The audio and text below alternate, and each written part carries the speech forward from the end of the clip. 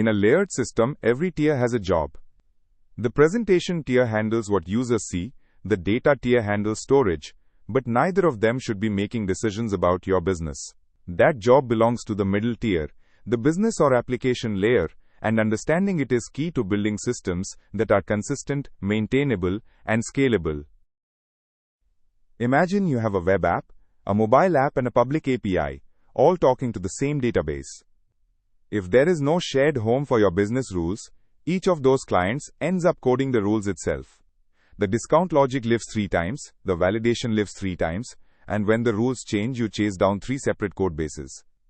This is the pain a dedicated business layer is designed to eliminate. Think about a restaurant. Customers interact with the dining room. They never walk into the kitchen. The kitchen is where the real work happens. Recipes are followed, ingredients are combined, quality is checked. The dining room just communicates the order in and the result out. Your business layer works exactly the same way. It is the kitchen of your system, hidden from users but doing all the meaningful work. In a classic 3-tier architecture, responsibilities are split cleanly across 3 layers. The presentation tier is what the user touches. It collects input and displays output, but it makes no decisions.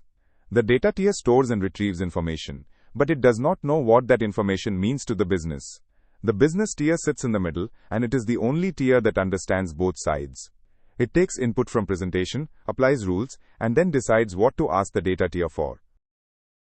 Here is what a real request looks like flowing through the tiers. A user submits a checkout. The presentation tier passes that request straight to the business tier. It does not process it.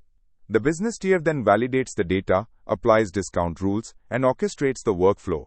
It calls payment processing, then asks the data tier to record the order and update stock. Only after all of that succeeds, does it hand a confirmation back up to the presentation tier. Notice that every decision happened in the middle. Centralizing logic in a dedicated business tier has a clear payoff. One authoritative home for every rule, thin and replaceable clients, and logic you can test without spinning up a full application. The cost is real though. You are adding a deployment unit and a layer of indirection that a tiny single client project may not need. Scattering logic across clients or stored procedures feels simpler at first, but it becomes a maintenance trap the moment your system grows or gains a second client. A useful test when you are writing logic. Ask how many clients or entry points need this rule. If the answer is more than 1, it belongs in the business tier, not in any individual client. Format validation. Is this a valid email address? Can live in the UI for fast feedback. But meaning, validation. Is this customer allowed to place an order? Must live here. Workflows that span multiple database operations also belong here, keeping your data tier focused purely on storage.